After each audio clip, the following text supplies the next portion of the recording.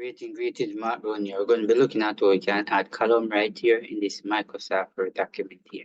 Yes, we wanted to add column and different type of column right here in this document. I'm going to show you exactly how to do it. You're going to come up to the top. You're going to go to the tab, right? You're going to click on layout. Some of you might see page layout based upon the version of Windows at the office here. So I'm going to click on layout, right? Notice first at the front, click on layout. And when you click on layout, you notice you come to the page setup. You see the word column.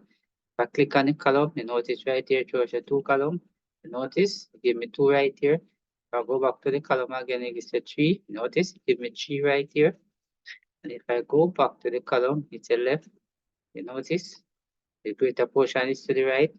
And if I go back again and I click on right, you notice, over to that particular section, right? So that depends on which one of them you want. Right, definitely, you can actually choose. Yes, like that. So this is the way you add column right here in your Microsoft Word document. Remember to like, share, and subscribe. Thanks for watching. See you in the next video.